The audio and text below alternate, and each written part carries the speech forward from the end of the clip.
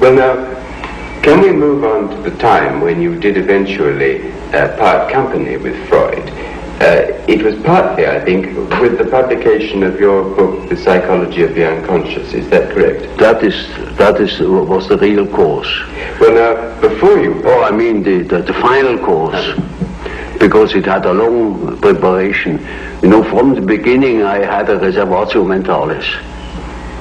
I couldn't agree with quite a number of his ideas.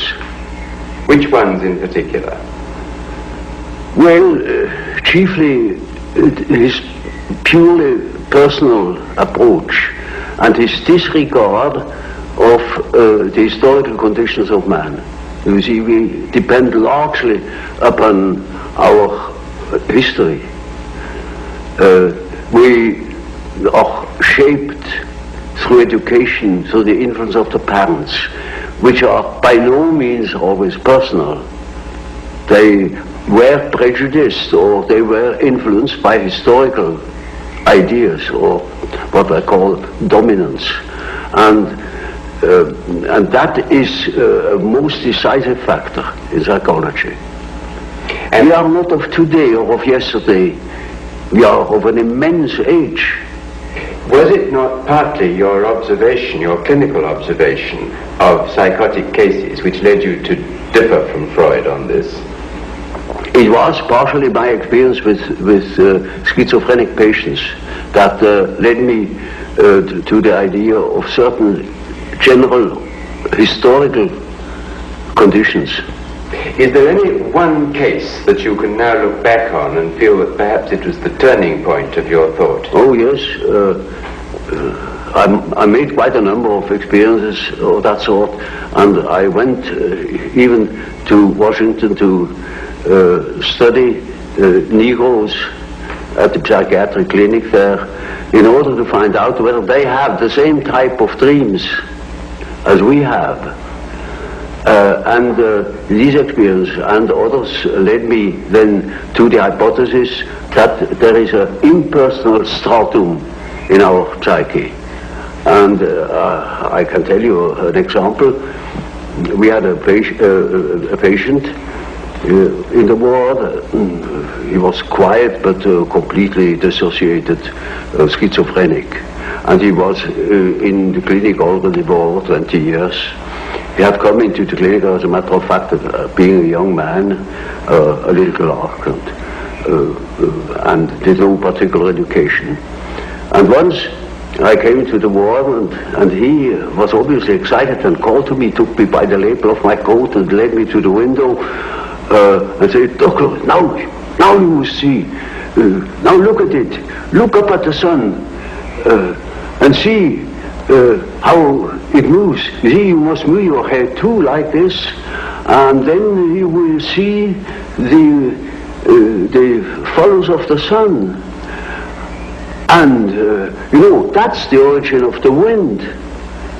And you see how the sun moves as you move your head from one side to the other." Now, of course, I didn't understand it at all. I thought, there he was, he's just crazy. But that case remained in my mind.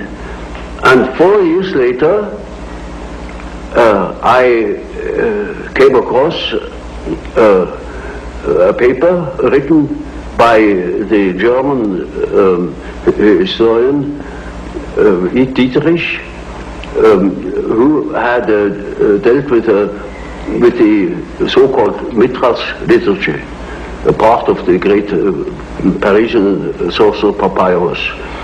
And there he produced a part of the so-called Mitras liturgy. Namely, it is said there, after the second prayer thou wilt see how the disk of the sun unfolds. And you will see hanging down from it the tube, the origin of the wind. And when you move thy face and face to the regions of the east, it will move there. And if you move your face to the region of the west, it will follow you. And incidentally, but how could you be sure that your patient wasn't unconsciously recalling something that somebody had told him? oh no, quite out of question, because that thing was not known. It was in a magic papyrus in Paris, and it wasn't even published. It was only published 4 years later after I had observed it with my patient. And this you felt proved that there was an unconscious which was something more than personal. Oh, well, that was not a proof to me, but it was a hint. And I took the hint. Yeah. Now, tell me, how did you first decide to start your work on the psychological types? Was that also as a result of some particular clinical experience? Less so. It was a very personal reason. Namely, to do justice to the psychology of Freud, also to that of Adler, and to find my own bearings. That helped me to understand why Freud developed such a theory, or why Adler developed his theory, his power principle. Have you concluded what psychological type you are yourself? Naturally, I have devoted a great deal of attention to that painful question, you know. And reached a conclusion? Well, you see, the type is nothing static. It changes in the course of life. But I most certainly was characterized by thinking. I always thought, from early childhood on. And I had a great deal of intuition too. And I had a definite difficulty with feeling.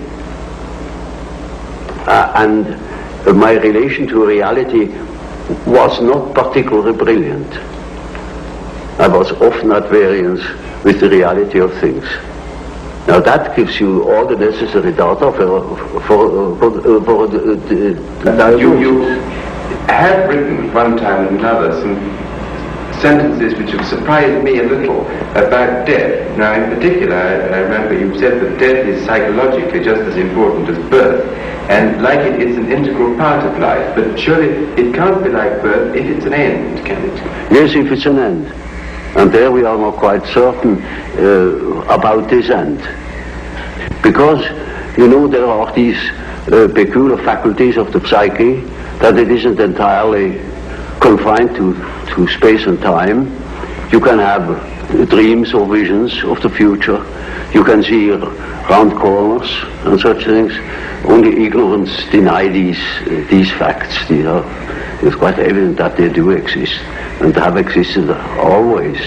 Now these facts show that the psyche, in part at least, is not dependent upon these confinements.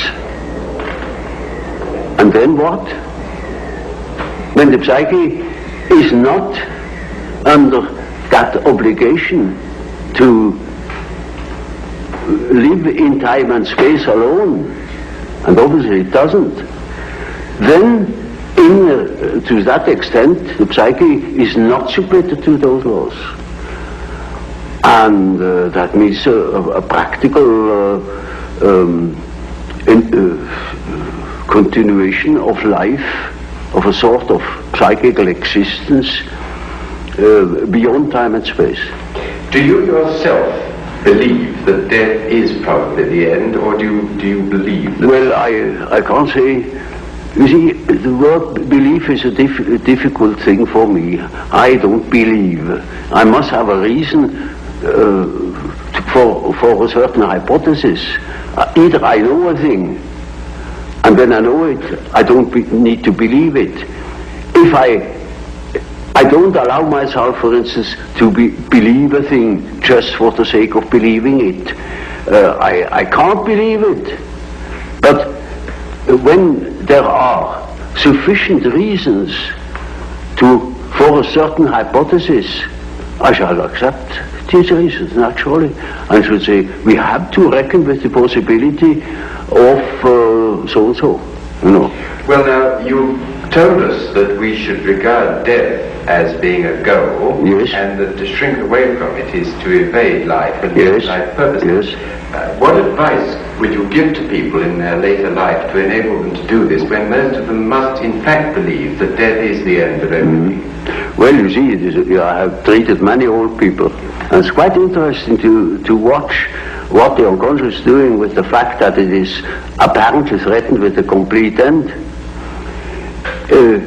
It disregards it. Life behaves as if it were going on. And so I think it is better for old people to live on, to look forward to the next day, as if he had to spend centuries.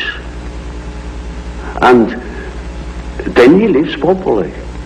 But when he is afraid, when he doesn't look forward, he looks back, he petrifies, he gets stiff and he dies before his time.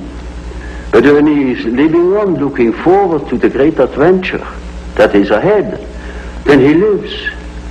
And that is about what the unconscious is intending to do. Of course, it's quite obvious that we are all going to die, and this is the sad finale of everything.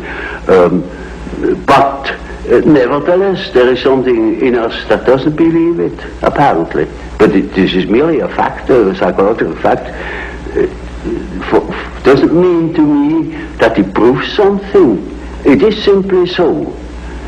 For instance, I may not know why we need salt, but we prefer to eat salt too, because you feel better. And so when you think in a certain way, you may feel considerably better. And I think if you think along the lines of nature, then you think properly.